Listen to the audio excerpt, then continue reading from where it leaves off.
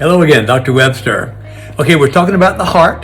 The heart is the size of your fist, weighs less than a pound, and it's amazing. Okay, so there's a field of medicine called neuro-cardiology. Most people that I know, as I was growing up, had a heart doctor, a cardiologist, or they went, if they had numbness or tingling, they might have gone to a neurologist.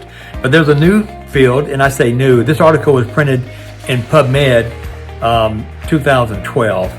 So here it is, neuro-cardiology. Neuro-cardiology. So what exactly is that? It is the study of the neurophysical, neurological, and neuroanatomical aspects of cardiology.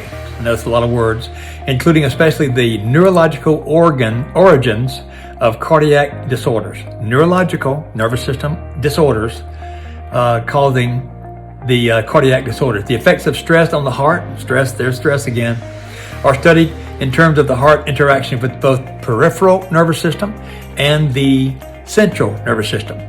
So again, I'm a chiropractor. Chiropractors really advance to help the human body function better neurologically. We work mainly on the spine, but the spine and the nervous system are intimately connected. And so often, when somebody gets adjusted, they do have better nerve system function. It's just the way it is.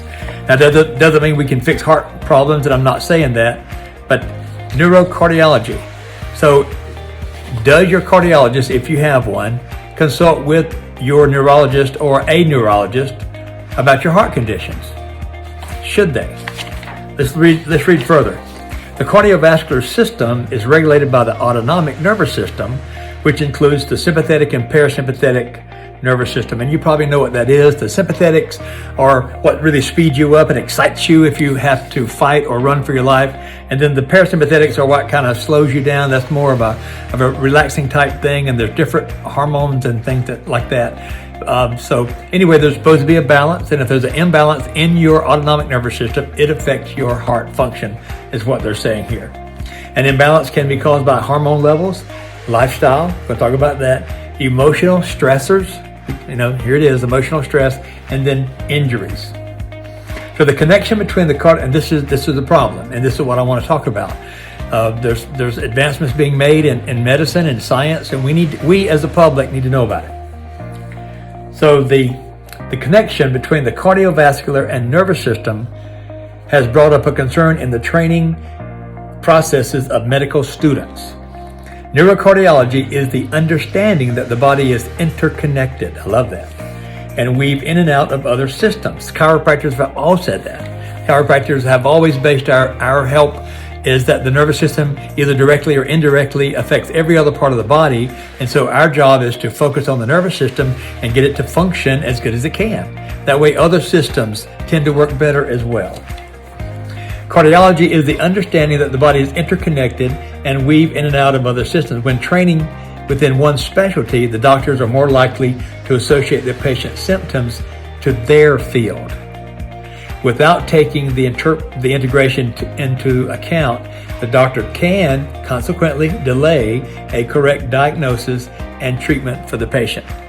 So again, I'm saying this because heart disease runs in my family. I claim my mother and uncle. So your heart and your nervous system are intimately connected. One affects the other.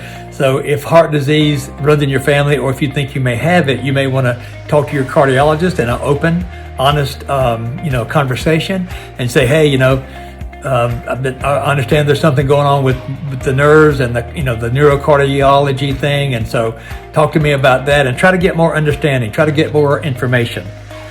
And of course, you need to take care of your skeletal system because that affects your nervous system as well.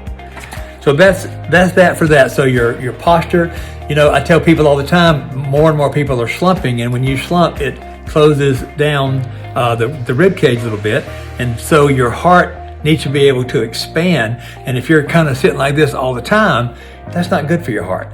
You need to really work on that posture, open up your chest, give your heart plenty of room, give your lungs plenty of room. And of course, alignments and good posture, whether it's chiropractic, physical therapy, occupational therapy, take care of the skeletal system because that affects everything. All right? So think about this, neurocardiology. The cardiologist and the neurologist need to be communicating more, and then maybe the chiropractor should be seeing more patients as well. But anyway, Have a good day. I'll talk to you again soon. Take care of your heart. Bye-bye.